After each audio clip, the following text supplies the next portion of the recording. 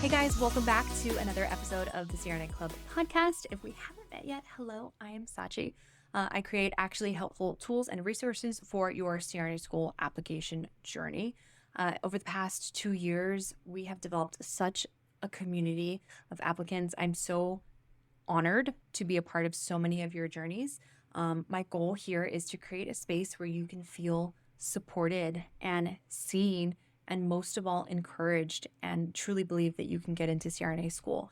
I know the process is stressful and it can sometimes feel really lonely, but I'm glad you're here. You are part of the community. If you are listening, you're really not alone, and I want you to feel like you're amongst people who can take you where you want to go. You're not amongst really, cutthroat competitors. So I hope that's always the vibe that I give you and that other people in the CRNA Club community can give you, because really my goal is to make this a community of support.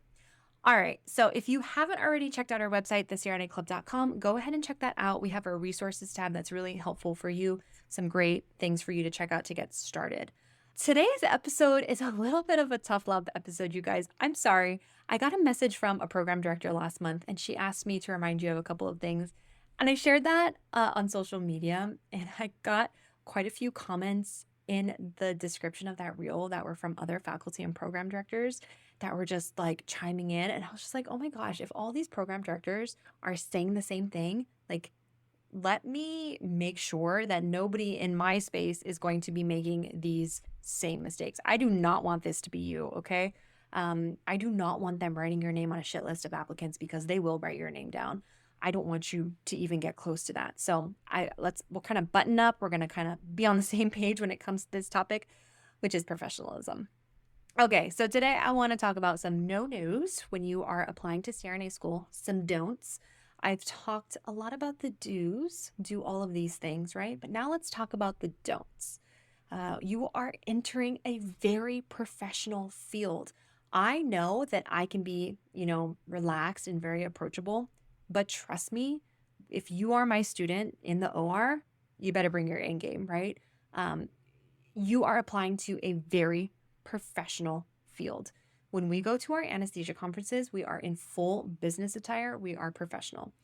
Now, I'm not saying that nurses are not professional, but the bar is raised when you are in graduate school and you are trying to be graduate students. You are trying to be doctoral students, okay? The expectation is that you are professional. And so we are assessing for that professionalism at the RN level. So I want to approach this in a way that is not like mean or condescending. I'm just trying to shed some light and make this more of a general, public service announcement, okay? So I hope that's how it comes across. I don't want to be chastising or demeaning or any of those things. I'm coming from a place of caring. I want you to have the best chance of getting into CRNA school. I don't want you to make these mistakes that I see people making. Let's talk about this first one. Number 1, please do not address faculty by their first name, okay? Be professional and say, Dr. So-and-so. And now, unless the program faculty says, no, please call me by my first name, they're giving you permission to do that. But if they don't do that, please don't. If a faculty member refers to their own program director, and this is a faculty, and they're saying, oh, Becky, can you go ahead and start the slide deck? That is not giving you as an applicant permission to now refer to your program director as Becky, okay?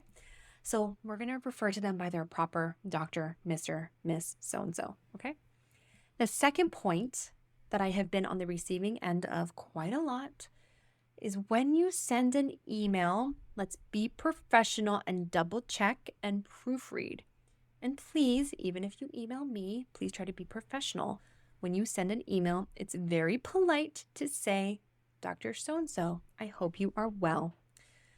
And then you can go into your question. Just some sort of nice intro. Do not just cold email and say, I'm wondering blah, blah, blah, if blah, blah, blah, and blah, blah, blah, blah, blah, blah, blah, and no signature. Please send a professional email. I don't understand. I get emails all the time that are just very demanding and just I'm applying to this program and I want to know if blah, blah, blah, blah, blah, blah. There's no hi, Sachi, I hope you are well, blah, blah, blah, blah. I don't know. It's just I'm not needing to be flattered, but I mean, you're probably not going to email you back. So let's be professional when we're emailing program faculty. and proofread it, put it through the spell check, use AI if you have to.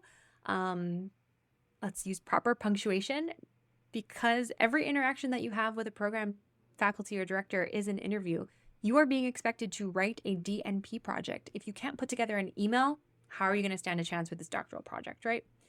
All right. The other thing, email etiquette. When you're emailing people, don't go back and forth with all these onesie, twosie questions.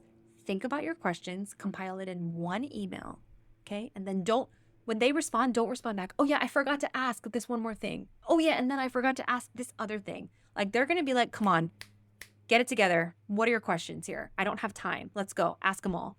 So be thoughtful before you just impulsively send out an email. Okay. Number 3, another big no-no. Please clean up your social media. I have quite a few program directors and faculty members who follow me. They see your comments. They recognize your names. I don't want that bootylicious picture on your profile while you're applying to CRNA school. Even the text that's in your profile, make sure that's professional. There are program directors who will request to be your friend. They will look you up on social media. You don't know that they're a program director, okay? This is not common practice by any means, but it has happened. They're on social media. They follow me. So please be very aware with your comments, with your profile pictures, with what's on social media, with what pops up when we Google you. Even if your profile is private, that picture says a lot, okay? So please, let's clean up our social media. People will check. Okay, and the next is a do rather than a don't, but please turn on your camera in Zoom meetings, especially if it's a virtual open house. Turn on that camera. It's polite. It's nice for those program directors to see your face. It's just a considerate thing to do. Let's do that. That's one of the things that this program faculty had mentioned to me. They're like, please turn on your camera. So just passing that along. And the last one, I hate that I have to say this, but please do not ask questions that are on the website. Do not ask them in open houses. Do not email people asking these questions. Please do your research. It just really looks poorly when you're asking a question that you can just simply Google. You'd be surprised. You think, oh, that's not going to be me. Please do your research. Look, scour the website, look at the frequently asked section. Please do your due diligence. Okay. And that was surprisingly the thing that people chimed in the most on. So when they're like, oh, the questions, we just answered this question. Somebody asks it again, or like, oh, it's on the website, you know? So it's telling me that people aren't doing this, which I'm like, come on, guys, let's look at the website. Okay. I know it sounds like not a big deal, but it shows that you're not prepared. It shows that you're not thoughtful. It shows that you're not putting in the work to do your end. Come to the open house with questions that you can't find the answer to online that maybe are unique to your situation. They have very limited time, and this open house might be the only time that you have a chance to get your questions answered. So please use that time wisely. All right. It's a short and sweet one for today, or maybe not so sweet, but a short one for today. I didn't want to get on too much of a rant and stay on a soapbox or anything. I know you guys are overall professional people. I know you have it in you. The reality is CRNA school, grad school, it's kind of a completely different ball game, but I want you to start to come in with that level of respect and reverence, and just know that you're competing against a lot of people, right? And if you come off unprofessional in any way, that's enough for them to not even want to take a second look at your application, right? Because they're on to the next person. They don't like your outfit. Your midriff is showing, your cleavage is out. They're moving on. Okay. That's what happened to me.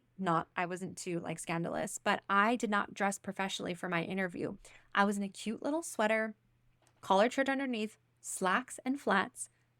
I was not in a pantsuit, and that was the expectation for the school that I was applying to, which was so competitive.